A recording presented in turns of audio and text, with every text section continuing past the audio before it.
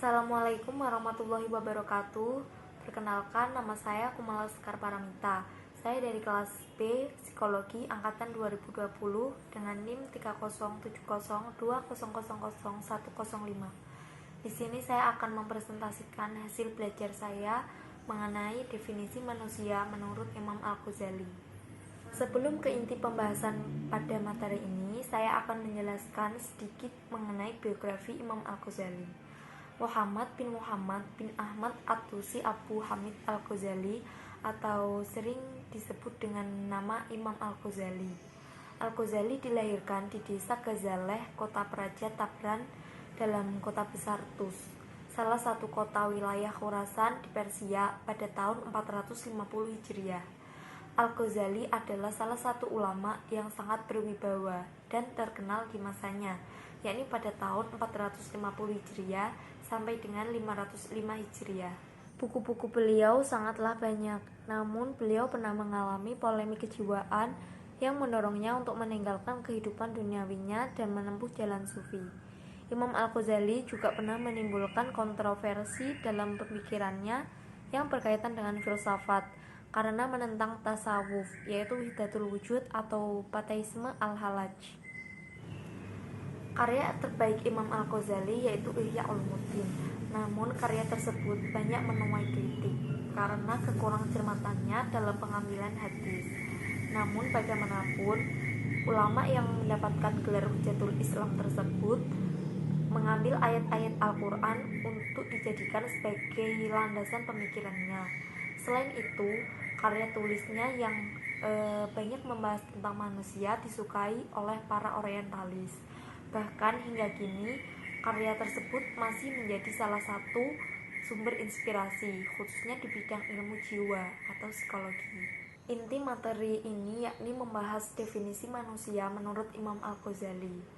Nah, di sini Imam Al-Ghazali menjelaskan bahwa manusia adalah makhluk istimewa yang memiliki kesatuan dua unsur yang berbeda, yakni tubuh atau badan dan jiwa. Secara singkat, Imam Al-Ghazali menjelaskan bahwa di dalam diri manusia terdapat al-ruh at-tabi'i dan al-ruh hayawan, yang keduanya merupakan pelayan yang dapat memfasilitasi jasad atau jasmani.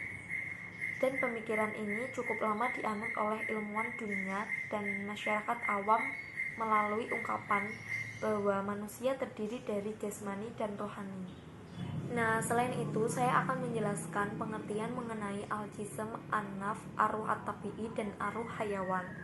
Al-jism atau yang disebut dengan badan atau tubuh memiliki arti, yakni unsur manusia yang bersifat kasar, yang tidak berbeda dengan benda-benda atau makhluk di bumi lainnya, yang tidak sempurna tanpa adanya unsur-unsur lainnya.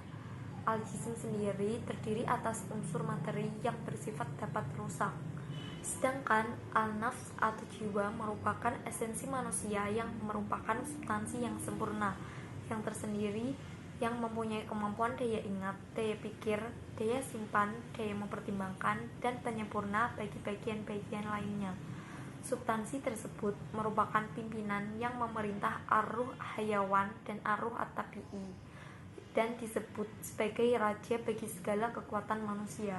Sama seperti yang diterangkan oleh Imam Al-Ghazali bahwa an-naflah merupakan substansi yang mempunyai daya mengenal Allah, yang mendekati Allah, bekerja karena Allah, berjalan menuju Allah, dan menyingkapkan apa yang ada pada Allah.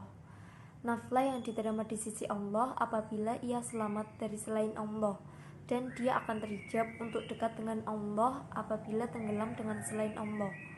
Dan naflah yang mencari, yang berbicara dan menderita.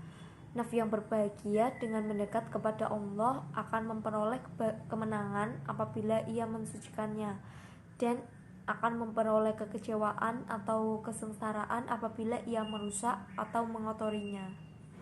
Selanjutnya yakni pengertian dari ar-ruh at-tabi'i dan ar-ruh hayawan. Al-ruh at-tabi'i adalah kekuatan yang mendorong al-ruh hayawan terhadap kebutuhan makanan, dan al-ruh hayawan adalah roh yang menggerakkan terhadap syahwat dan emosi yang bertempat di dalam hati dan bisa melahirkan hidup yang merupakan kekuatan untuk mendorong perasaan yang bergerak dari hati ke seluruh anggota badan atau tubuh. Arwah hayawan memiliki pasukan yang bersifat merasa, bergerak, syahwat, dan emosi. Roh ini menerima kekuatan-kekuatan atau energi dari roh tabi'i dan bekerja sesuai dengan penggeraknya. Al-ruh al-hayawan merupakan jism yang halus atau yang disebut dengan jism latif yang mengalir pada pembuluh-pembuluh nadi ke bagian-bagian tubuh yang lain, yang diibaratkan seperti lampu yang menyala yang bersinar ke seluruh rumah. Misalnya hidup ini diibaratkan seperti cahaya dan ruh itu seperti lampunya. Al-ruh al-hayawan itu merupakan pendorong terhadap kebutuhan makanan yang dapat menggerakkan syahwat dan emosi, dan merupakan penggerak dari hati ke seluruh anggota badan. Al-ruh al-hayawan tidak dapat memberikan petunjuk kepada pengetahuan, dan ia akan mati dengan matinya jasmani setelah berpisah dengan ruh mutlak, yaitu jiwa atau an-nafs. Al-ruh hayawan juga dikatakan sebagai sejenis uap yang sangat halus, yang berpusat di rongga jantung dan menyebar ke seluruh tubuh melalui syaraf dan pembuluh-pembuluh nadi, dan menggerakkan anggota-anggota badan untuk melakukan sesuatu. Selain itu, menurut Imam Al-Ghazali, posisi jasad atau jasmani diibaratkan sebagai pelayan bagi jiwa atau an-nafs. Hubungan jiwa dengan jasmani diibaratkan seperti hubungan antara pemimpin dengan rakyat.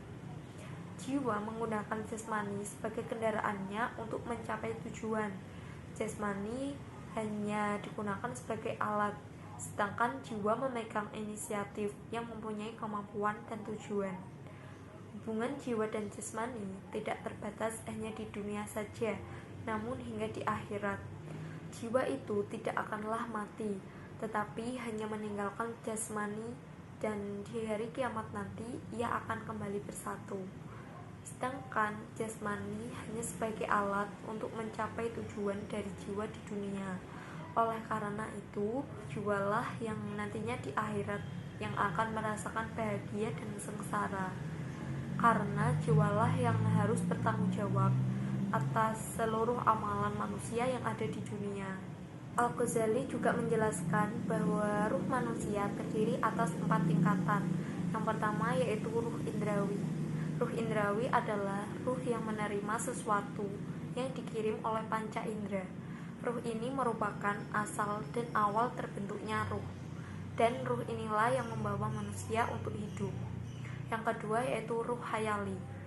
Ruh hayali adalah ruh yang merekam keterangan yang dikirim oleh panca indera dan disimpan rapat-rapat untuk disampaikan kepada ruh akli yang berada di atasnya. Selain manusia, ruh hayali ini juga dimiliki oleh beberapa jenis binatang. Yang ketiga yaitu ruh akli.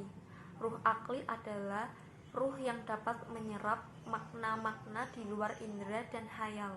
Ruh ini merupakan substansi yang khusus ada padanya, tidak ada pada hewan atau anak-anak kecil.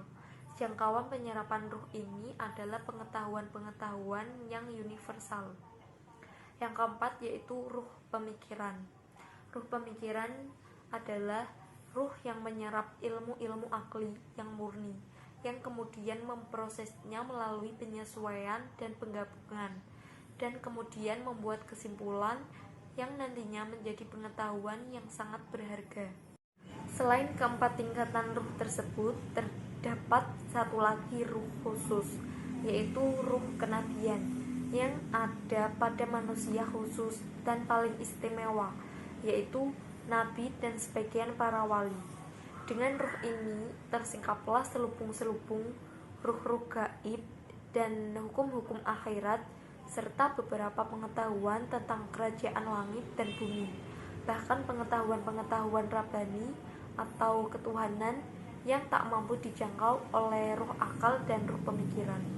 Sekian presentasi dari saya. Jika ada kekurangan dan kesalahan, saya meminta maaf. Wassalamualaikum warahmatullahi wabarakatuh.